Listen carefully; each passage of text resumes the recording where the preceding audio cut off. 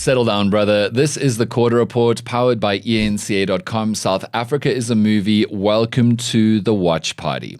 It is Madlanga Commission Eve, and I'm willing to bet right now that from tomorrow, South Africa will never be the same again because the Mkhwanazi-inspired Madlanga Commission into corruption and criminality and political interference into the South African police service starts tomorrow, and they're starting with a cross-examination of General Mkhwanazi himself. He's going to have to come and repeat all the allegations that he's made multiple times. He's also going to have to bring forward evidence that he says he has to prove all of the allegations that he made against some of the most powerful people in South Africa and the African National Congress and the South African Police Service. We're going to talk on this show about all of the people currently connected to this massive investigation or implicated by various allegations from various different people because it's so overwhelming how many people are involved and how they are interconnected that we just need a primer before the commission starts and things descend into real madness. I really think that South Africa will never be the same again after this commission. It's fundamentally different from the Zondo Commission. It is far more likely to have far-reaching, massive political, legal, and security sector ramifications that will influence the future of this country. It's fundamentally a commission about the ANC at a time when the ANC is panicking, and the ANC has a real likelihood of losing nearly all of its power and maybe not even being the majority party anymore come 2029. The only place that you can watch the full show is on enca.com. If you're watching on YouTube, you can click on the link in the description to this show.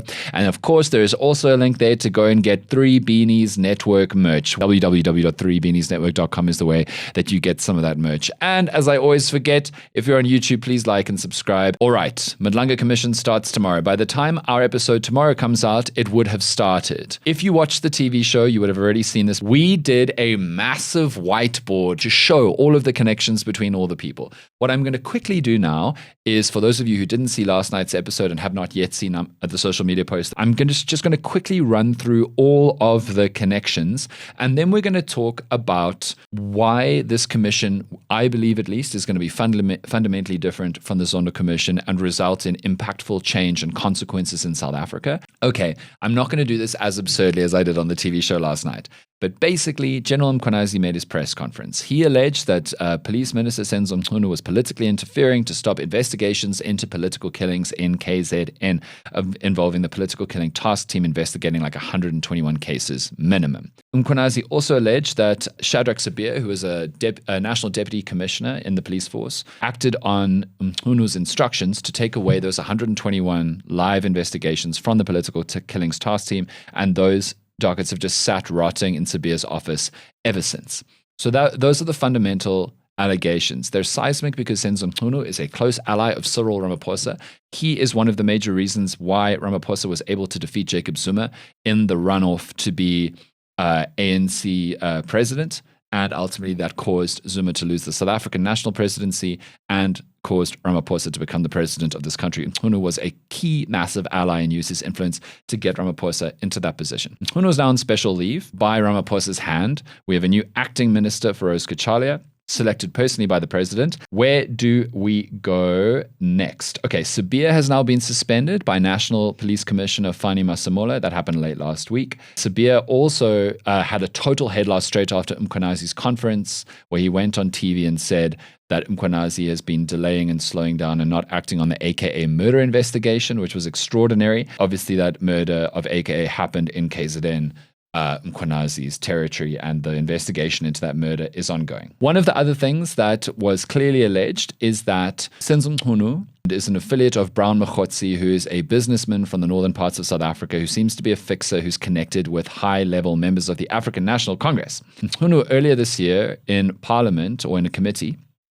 said on camera that he did not know Brown Mogotsi wouldn't recognize him at all, which then got very awkward because then evidence came out that they do actually know each other. And Mchunu had to go out and say that he was a comrade of Brown Mogotsi, but not an associate. And he still hasn't explained what the difference between those things are Oh, and by the way, Mchunu also looks hella like a villain right now, because since Mkhwanazi's press conference, as we covered, it was discovered that he made a complaint about comedian Anton Taylor making jokes about him. And then somehow mysteriously, the Hawks raided Anton Taylor's home. Anton Taylor is not facing any charges, but one of the highest investigations bodies into organized and dangerous and high-level crime ended up raiding his house. That is insane. We got no evidence directly yet on paper that Mchunu, as police minister, made the Hawks do that, but how else would that have happened? So all of that is happening.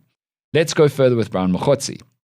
So many people didn't know much about Brown Mogotsi before General Mkhwanazi's press conference, but he is well connected to Vusimuzi Kat Matlala, the infamous tenderpreneur who was involved in the Tembisa Hospital tenderpreneurship scandal, and in a now cancelled SAPS tender for 360 million rand to provide health services to SAPS that was cancelled by National Commissioner Fanie Masemola, but not before Kat Matlala had pocketed 60 million rand from that tender being awarded. Kat Matlala is on trial for attempting to assassinate his ex-girlfriend, Tebogo Tobayane. Kat Matlala was discovered with a cell phone that he wasn't supposed to have in his holding cell. Records on that cell phone show a clear connection between Brown Mogotsi and Kat Matlala. It turns out that Brown Mogotsi tried to call Kat Matlala multiple times on the day of Mkhwanazi's press conference. So that looks hella suspicious. Do you know who else knows Kat Matlala, even though he told the whole country on TV that he didn't? Former police minister Bheki Cele. He claimed that Kat Matlala was not a friend or business partner of his, which is hella strange because Bheki Cele used to stay for free in Kat Matlala's penthouse apartment in a hotel in Pretoria when he was there on police minister duty. Bheki Cele has also sent over 100 messages and phone calls combined to Kat Matlala's now infamous cell phone, including calling him 10 times on one day earlier this year. But apparently he does not know this man, apparently, not as a friend or a business partner. Even stranger then, because News 24 reported that Bheki Cele had a meeting with Kat Matlala at a mansion of another deeply corruption implicated guy, Hangwani Maumela. Now, if you don't know who Hangwani Maumela is, he was involved in the Tembisa Hospital fraud allegations to the total value of 2.3 billion, he and other people who it seemingly were defrauding that hospital through dodgy tenders. Hangwani Maumela had 325 million rands worth of mansions across the country, luxury houses, and a party boat seized from him by the Asset Forfeiture Unit as they continued to try and recover lost monies from the Tembisa Hospital scandal. And Hangwani Maumela just so happens to be President Cyril Ramaphosa's nephew by a previous marriage. So not by blood, but by marriage, by law. Now, Ramaphosa has said in Parliament that he, quote, does not know this gentleman. And maybe that's true, maybe it's not. But this investigation does explicitly connect to the president through Maumela and through Senzo Mchunu and a bunch of other people. But let's keep going. Head of Police Crime Intelligence, Dumisani Khumalo, was arrested a little while ago on corruption charges. He's out on bail. Now, interestingly, National Commissioner Fanie Masemola wants Dumisani Khumalo to go back to work even though he's on bail and has not yet had his name cleared. Fanie Masemola, National Police Commissioner, claims that he instructed an independent investigation into the claims against Dumisani Khumalo, and there was nothing there, and so Khumalo should be allowed to go back to work in this very influential role as the head of police criminal intelligence. But here's the thing, right? Fanie Masemola is also being investigated for corruption charges that involve Dumisani Khumalo. So the guy who said that Khumalo is all clean from an independent investigation, wants him to go back to work, the head of the police, National Commissioner, is currently facing an investigation into him and Khumalo allegedly catching on corrupt deeds together. But wait, this gets even deeper, because Fanie Masemola, Dumisani Khumalo, and General Mkhwanazi are all allegedly homies. They used to work together. In fact, Dumisani Khumalo used to be on, or tasked to, the political killings task team that Mkhwanazi and Masemola have worked so hard to defend the existence of. And Senzo Mchunu's people, current police minister on special leave, claim that he was being undermined because Masemola, Mkhwanazi, and Dumisani Khumalo continued to report to his predecessor, Bheki Cele, even well into Mchunu's reign as police minister this year. And who was Bheki Cele police minister for? Cyril Ramaphosa. All of these are happening at the same time. And by the way, if I can add one more thing, Fanie Masemola just got into big trouble with President Ramaphosa and Firoz Cachalia because he ordered that the 121 dockets that have been rotting on Sibiya's desk in his office be returned to the Political Killings Task Team. Cachalia and Ramaphosa didn't want that to happen because they believe that the public seeing that those dockets have been moved when they are key evidence to the Madlanga Commission investigation, it's going to look like to us that they might be tampered with. I think that's all. So that's everything going into the Madlanga Commission tomorrow. And I just want to quickly say, I think it's different to the Zondo Commission in a few ways. So people say, oh, it's a commission. Its findings are not binding, like the Zondo Commissions. No one's going to get arrested from the commission directly. It's a massive waste of money, and it could be politically compromised, so it's not actually going to do any good. Why do I think that this will be fundamentally different to the Zondo Commission? One, the Zondo Commission was largely dealing with hyper-powerful people in the ANC who were kicked out of the ANC by then, right? Or had been disempowered. So it wasn't about the ANC's current popularity. The Zondo Commission, you could take all of that and say 9 wasted years, as Ramaphosa did, and say that's the old ANC with the new ANC. And then Ramaphosa got that fabulous election result in 2019, all those votes, and Ramaphosa. The difference with this is that the PR damage, the severe reputational damage to the ANC is about ANC leaders now. ANC leaders who want to be future ANC leaders. The reputational damage to the ANC from this commission, this investigation, even if no one is arrested, even though the findings of the commission are technically not binding, is going to be massive. And the fallout from this is going to affect ANC leaders who are probably going to be vying for power in the future ANC leadership for the 2029 election after Ramaphosa has to step down because he's used up his term as president of the country.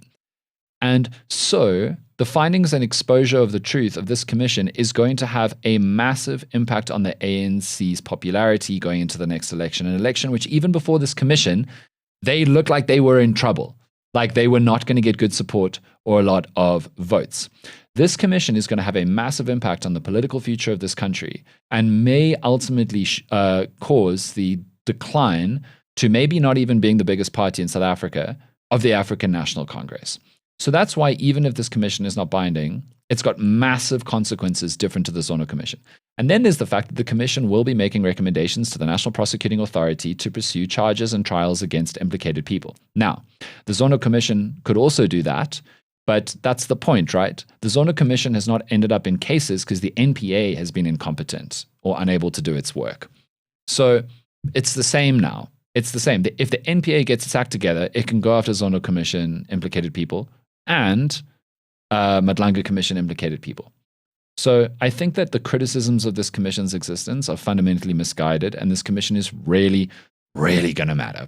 I think that this is a catch-22 for the ANC and Ramaphosa, because if they do this well, the ANC is going to come out with a few, at minimum, few big members fingered for doing some incredibly terrible things. Really bad. But if they don't do it well and people think that they meddled, it's going to look worse. It's going to look even worse. So I think there is no way that they can come out of this. It's a lose-lose. Yeah, I don't think they can come out of this cleaner than they currently look.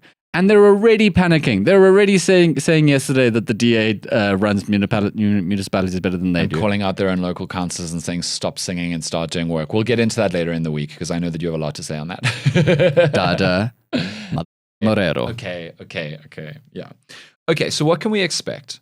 Mkhwanazi is going to testify first at the commission. I think they've allocated him like a week.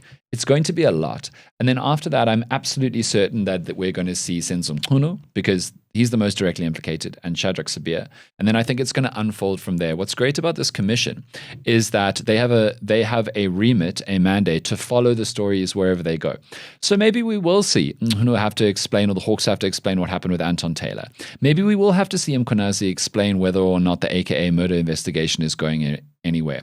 Maybe we will see the commission going in a focused manner through Kat Matlala's cell phone to find out about Brown Mogotsi and to find out about Bheki Cele. And there are so many ramifications here because everyone is at least now tainted by a dodgy looking allegation. And that's crazy. That's another way that this commission is different to Zondo.